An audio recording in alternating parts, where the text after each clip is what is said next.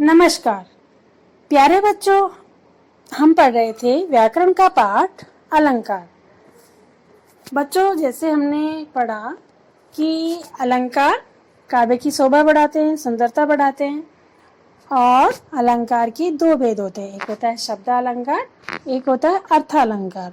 तो शब्द अलंकार के भेद हम पिछली वीडियो में पढ़ चुके हैं, जिसमें पहला है अनुप्रास अलंकार, दूसरा है यमक अलंकार और तीसरा है श्लेष अलंकार। तो ये हम पढ़ चुके हैं शब्द अलंकार के भेद।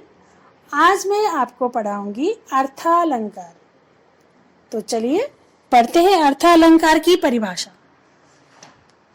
अर्थ में चमत्कार उत्पन्न करने वाले अलंकार अर्थालंकार कहलाते हैं। यानी कि जिन अलंकारों में अर्थ में चमत्कार होता है, यानी अर्थ में शब्द आभूषण लगाया जाता है, अर्थ में चमत्कार उत्पन्न होता है या परिवर्तन उत्पन्न होता है, उसे हम अर्थालंकार कहते हैं। इस अलंकार में अर्थ के माध्यम से काव्य के सौंदर्य में वृद्धि की जाती है। जब हमने शब्दालंकार पढ़ा तो वहां हमने क्या पढ़ा? वहां हमने पढ़ा कि शब्दों में जो है काव्य सौंदर्य होता है, यानी शब्द सुंदर सुंदर रिपीट किए जाते हैं या बार बार किए जाते हैं, या शब्दों को बार बार, वर्णों को बार बार रिपीट किया जाता है, या फिर किसी में हमें देखा कि शब्दों को बार बार रिपीट किया जाता है यमक अलंकार में, है ना। तो ये हमने पढ़ा। लेकिन जब हम अर्थालंकार पढ़ेंगे तो अर्थालंकार में विशेष बात ये है कि यहाँ पर शब्दों में सौंदर्य की नहीं बल्कि अर्थ में सौंदर्य की वृद्धि की जाती है, अर्थ सुंदर हो जाता है। तो पाठ्यक्रम में अर्थालंकार के 5 भेद निर्धारित हैं। यहाँ उन्हीं भेदों का अध्ययन किया जाएगा। 5 भेद हम पढ़ेंगे जो आपके पाठ्यक्रम में है।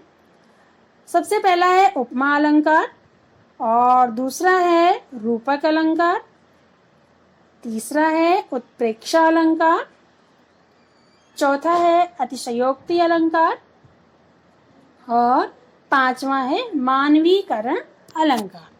तो ये 5 अलंकार आप अर्थालंकार के अंतर्गत पढ़ेंगे। तो चलिए शुरू करते हैं। उपमा अलंकार। जब काव्य में किसी वस्तु या व्यक्ति की तुलना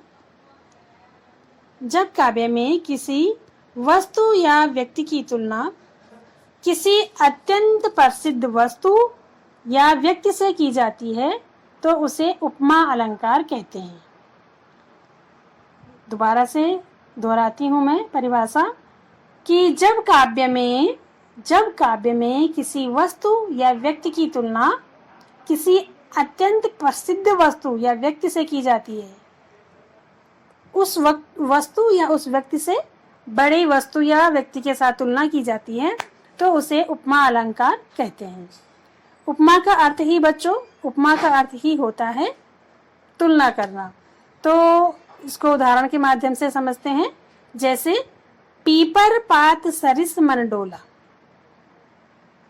बच्चों, यहाँ मन के डोलने की तुलना पीपल के पत्ते से की गई है। अतः यहाँ उपमा अलंकार है कि मेरा मन इस प्रकार से डोल रहा है जैसे पीपल का पत्ता डोलता है, यानी हिलता डुलता है।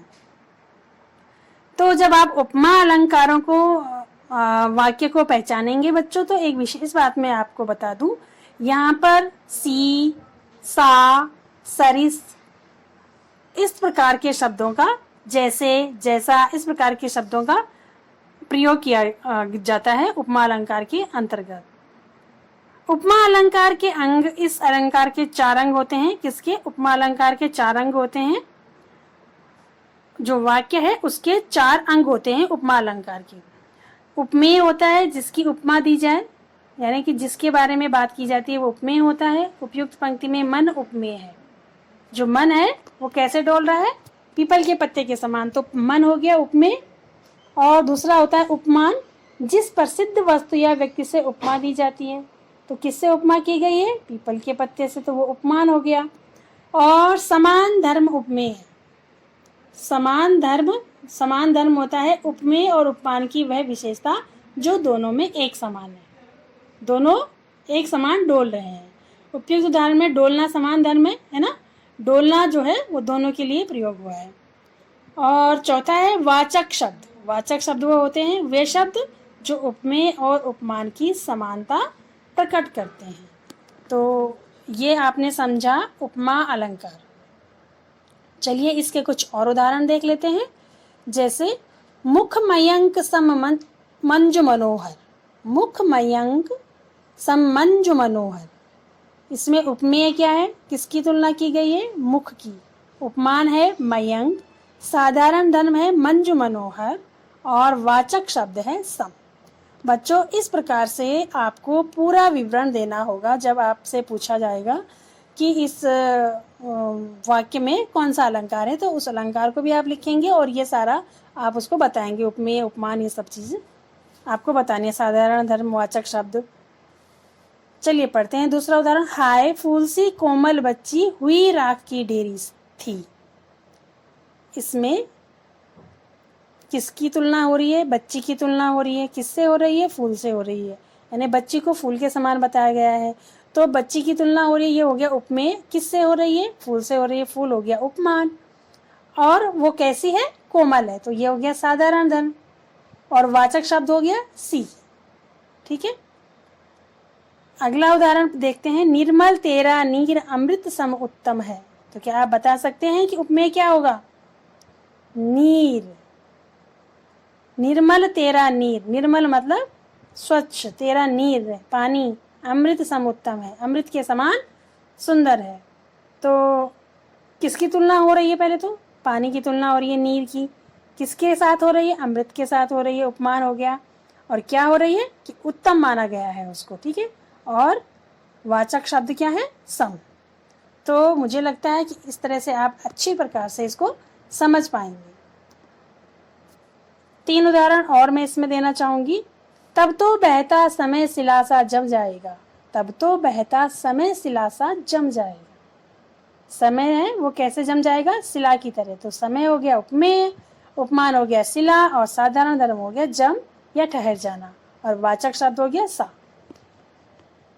उषा सुनहरे तीर बरसती जयलक्ष्मी सी उदित हुई। उपमेय हुआ उषा, उपमान हुआ जयलक्ष्मी और साधारण धर्म हुआ उदित होना। और वाचक शब्द क्या है, इसमें कौन सा शब्द जो दोनों को जोड़ रहा है, सी। बदो कोमल कमल से जग जननी के पांव। जग जननी के पैरों को किसके समान माना है, कमल के समान माना है। तो ये उपमान हो गया, उपमेय जग जननी के पैर और साधारण धर्म हो गया कोमल होना। वाचक शब्द क्या है, सी। तो ये था आपका उपमा अलंकार। तो आशा करती हूँ कि आप उपमा अलंकार को अच्छी प्रकार से समझ गए होंगे। चलिए दूसरा पढ़ते हैं, रूपक अलंकार। परिभाषा जानते हैं रूपक अलंकार की। जब रूप गुण की अत्यधिक समानता के कारण उपमेय पर उपमान का भेद रहित आरोप होता है तो उसे रूपक अलंकार कहते हैं।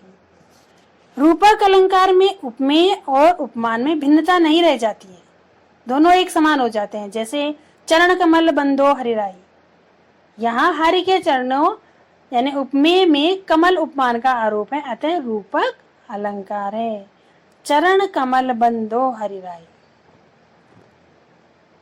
चरण कमल बंदो हरिराई। अन्य उदाहरण देखते हैं। मुनिपद कमल बंद दो भ्राता, यानी मुनि के चरणों का उपमेय हो रहा है पर कमल उपमान का आरोप है। मुनिपद चरण बंद दो भ्राता।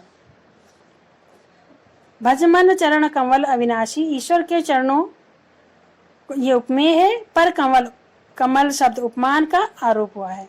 बंद नहीं अब भी चलते हैं नित्य नटी के क्रियाकलाप।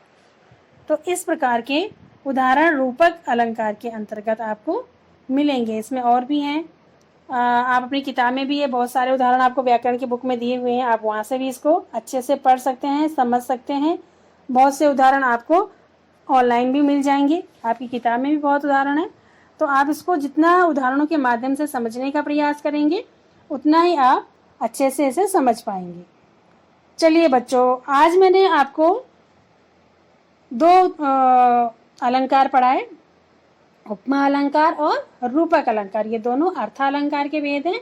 बाकी के 3 अलंकारों को मैं दूसरे वीडियो में आपको समझाऊंगी। आज के लिए इतना ही, धन्यवाद।